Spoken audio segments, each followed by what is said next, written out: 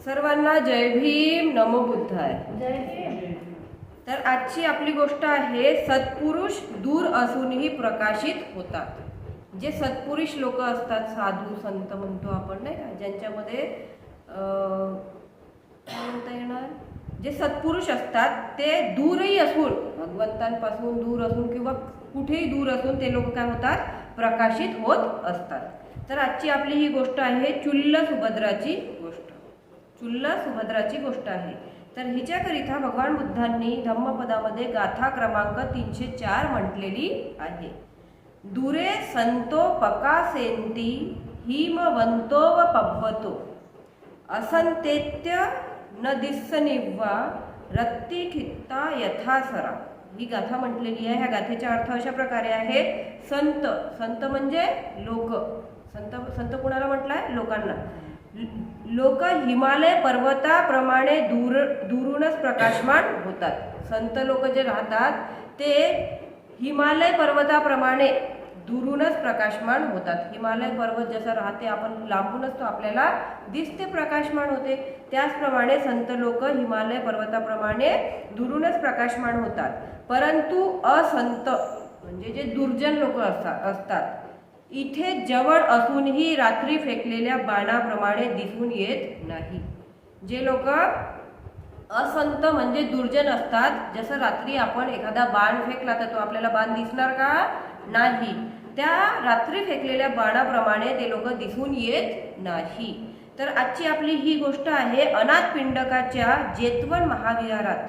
अनाथपिंडकांनी भगवान बुद्धांसाठी जेतवन महाविहार बांधलेला होता. ठीक आहे. तर तिथे फिरत असताना भगवंतांनी ही गाथा अनाथपिंडकाची मुलगी चुल्ल सुभद्रा हिला उद्देशून म्हटलेली आहे. अनाथपिंडकाची मुलगी होती चुल्ल सुभद्रा, तिला उद्देशून भगवान बुद्धांनी ही गाथा म्हटलेली आहे. भगवंतांच्या महाश्रावक अनाथपिंडक श्रेष्ठीची मुलगी चुल्ल सुभद्रा. आता भगवान बुद्धांच्या महाश्रावक होता अनाथपिंडक, हे आपल्या सगळ्यांना माहिती आहे. कारण अनाथपिंडक खूप दानी होता, खूप दान करायचा, म्हणून त्याचं नाव होतं सुदत्त. पण तो अनाथांना खूप दान करायचा म्हणून त्याचं नाव काय ठेवण्यात आलं होतं? अनाथपिंडक. तर ह्या अनाथपिंडक श्रेष्ठीची मुलगी होती चुल्ल सुभद्रा. चुल्ल सुभद्रा, अनाथपिंडक श्रेष्ठीचे मुलीचे नाव होते चुल्ल सुभद्रा. हिचा विवाह उग्र नगरवासी उग्र श्रेष्ठीच्या मुलाबरोबर लावण्यात आला. आता उग्र नगरवासी म्हणजे उग्र नावाचा एक गाव होता, तिथे उग्र श्रेष्ठीचा मुलगा होता, त्या मुलासोबत तिचा विवाह लावण्यात आला. अनाथपिंडक आणि उग्र बालपणाचे मित्र होते. अनाथपिंडक आणि तो उग्र जो होता तो बालपणाचे मित्र होते. दोघांचेही शिक्षण एकाच गुरुच्या मार्गदर्शनाखाली झाले होते. अनाथपिंडक आणि त्या उग्रचे शिक्षण एकाच मार्गदर्शनाखाली झालेले होते. कालांतराने उग्रश्रेष्ठीला पुत्र झाला. काही दिवसांनी मग त्यांचं लग्न झालं. कालांतराने उग्रश्रेष्ठीला एक पुत्र झाला आणि अनाथपिंडकाला मुलगी झाली. पुत्र पुत्री जेव्हा वयात आले तेव्हा दोघांनीही त्यांचा विवाह मित्रता निभावण्यासाठी एकमेकांशी करून दिला. आणि त्या दोघा मित्रांचे जसे पुत्र पुत्री वयामध्ये आले तर त्या दोघांनीही त्यांनी आपल्या पुत्रीचा विवाह आपल्या मित्राच्या पुत्राबरोबर करून दिला. मात्र उग्रसेठ मिथ्या दृष्टीचा होता. उग्रसेठ जो होता तो मिथ्या दृष्टीचा होता. आणि आता अनाथपिंडक म्हटलं तर अनाथपिंडक भगवंतांच्या खूप महाश्रावक होता.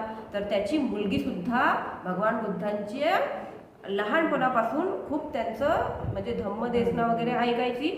तर ती सुद्धा खूप श्रद्धावान होती भगवान बुद्धाबद्दल लहानपणापासूनच, चुल्ल सुभद्रा.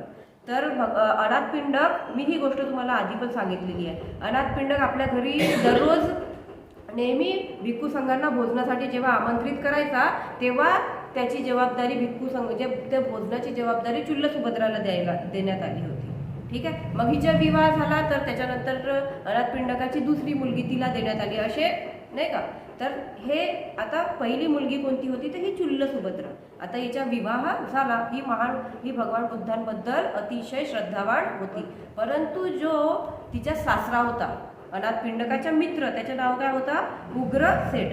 तो मिथ्या दृष्टीवाला होता. तो पाखंडी साधूंचा आदर करीत असे. आणि तिच्या सासरा पाखंडी साधूंचा आदर करीत असे. धम्मात नव्हे तर चमत्कारात त्याची श्रद्धा होती. त्याला धम्मामध्ये श्रद्धा नव्हती त्याची, तर त्याला चमत्कारामध्ये त्याची श्रद्धा होती. मदारी आणि जादूगर धूर्त लोकांच्या त्याचे घरी मोठा सन्मान होत असे. जे मदारी लोक असतात आणि जादूगर लोक असतात त्या लोकांना तो आपल्या घरी बोलवून त्यांचा खूप सन्मान करायचा. आणि असे ढोंगी लोक जेव्हा घरी येत असत तेव्हा चुल्ल सुभद्राला त्यांना प्रणाम करायला उग्रसेठ सांगत असे. आणि जेव्हा असे ढोंगी लोक त्याच्या घरी येत होते तेव्हा तिच्या सासरा तिला म्हणे की तू आता यांना प्रणाम कर. परंतु आता ती भगवान बुद्धाबद्दल खूप जास्ती श्रद्धावान होती. तिच्या मनामध्ये होतं का आपण तर भगवान बुद्धाबद्दल खूप जास्ती श्रद्धावान आहोत, आपण कोणत्याही ढोंगी साधूला मानणार का? नाही, आपल्या मनाच्या विरुद्धच राहते ते.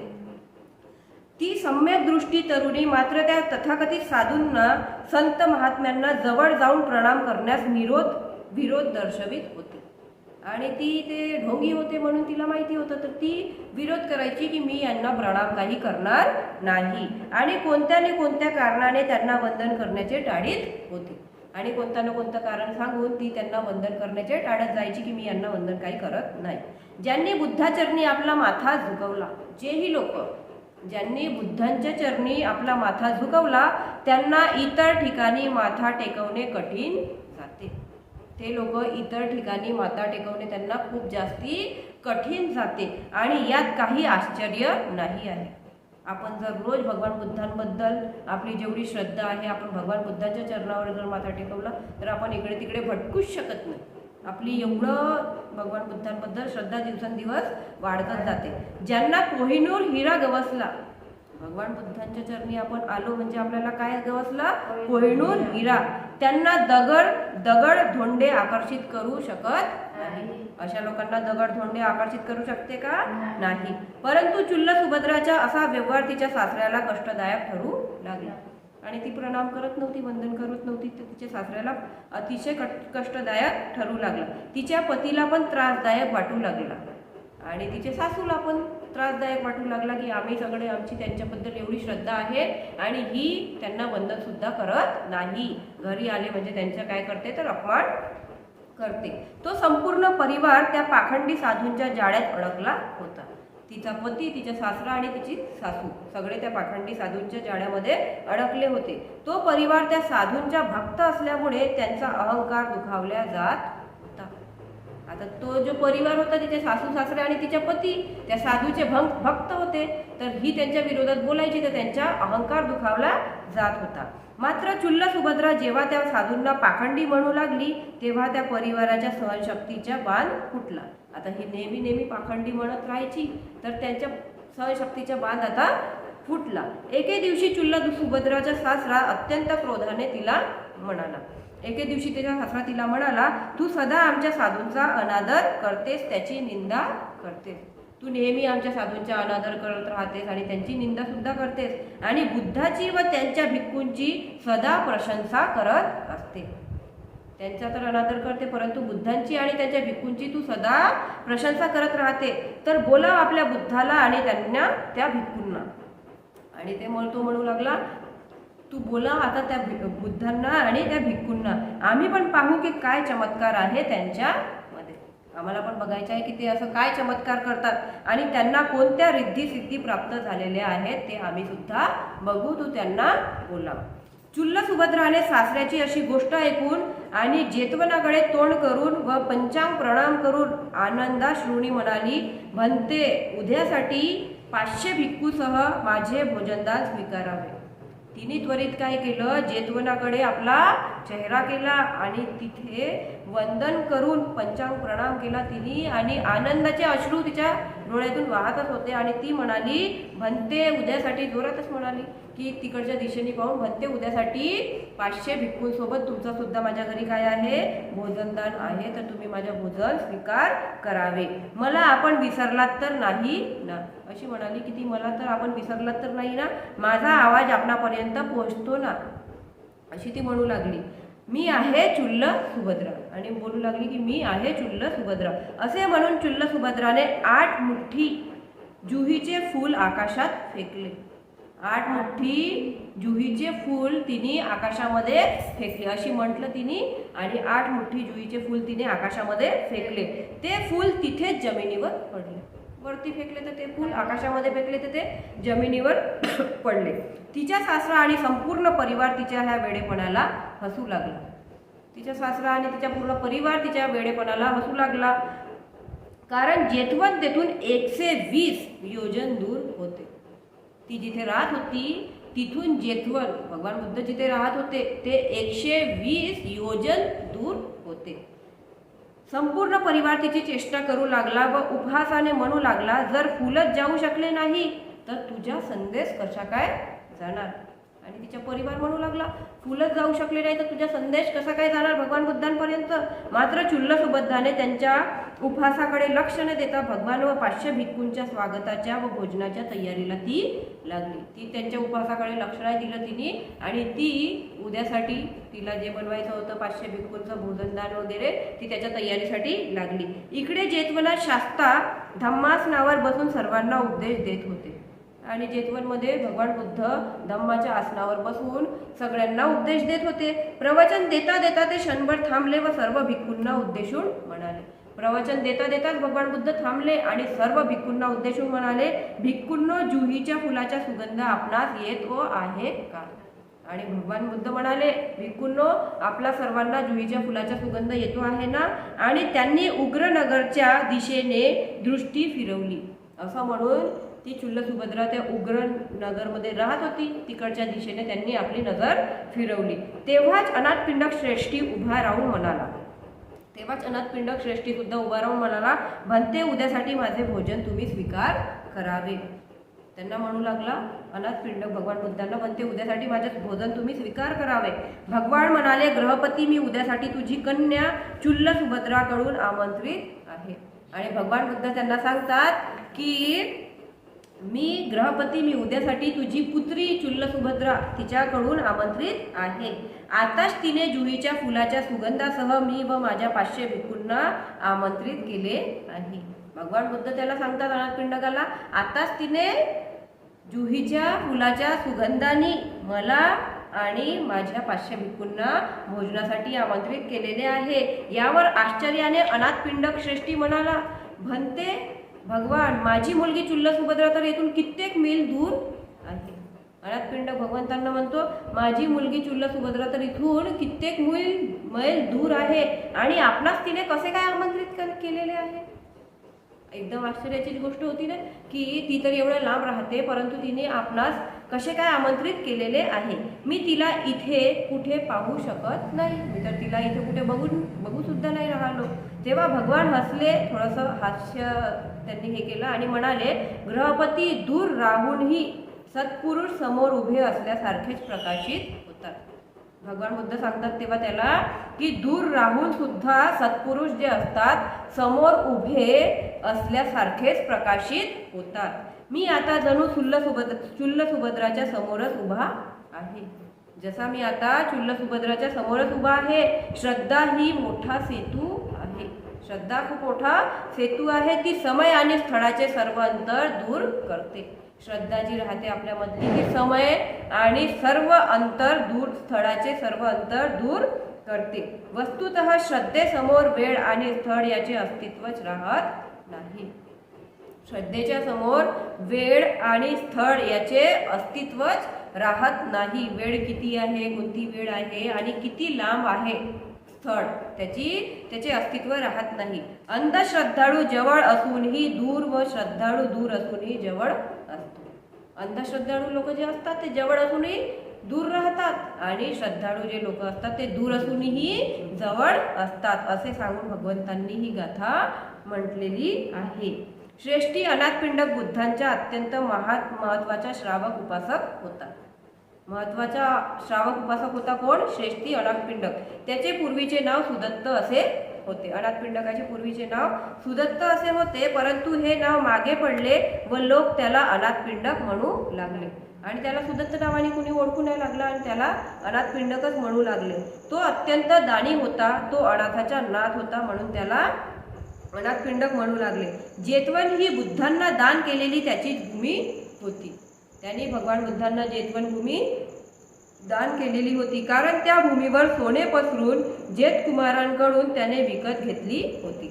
त्या जमिनीवर त्यांनी पूर्ण जमिनीवर सोने पसरवून जेत कुमार जो होता त्याच्याकडून ती जमीन त्यांनी विकत घेतली होती. अनाथपिंडकाची मुलगी सुद्धा होती चुल्ल सुभद्रा. लहानपणापासूनच ती बुद्धांच्या छायेत वावरली होती. चुल्ल सुभद्रा जी होती ती लहानपणापासूनच बुद्धांच्या छायामध्ये वावरली होती. त्यांच्या छायेतच ती लहानाची मोठी झाली. बुद्ध नेहमीच जेतवनात विहरत असत. बुद्ध नेहमी जेतवन विहारामध्ये राहत असत. धम्मपदातील जास्तीत जास्ती कथा जेतवनातच घडलेल्या आपणास दिसतात. धम्मपदामध्ये जेवढे जास्तीत जास्ती कथा आहेत ते जेतवनमध्येच घडलेल्या दिसतात. बुद्धांचा सहवास लहानपणापासूनच लाभल्यामुळे चुल्ल सुभद्राच्या नसानसातून बुद्ध वाहत होते. लहानपणापासूनच बुद्धांचा सहवास तिला लाभला होता, त्यामुळे तिच्या नसानसातून बुद्ध वाहत होते. लहान मुलांचे हृदय अत्यंत सरळ असते आणि लहानपणीच तिच्यावर बुद्धांची छाया पडलेली होती. त्यावर पडलेली छाप अत्यंत मजबूत असते.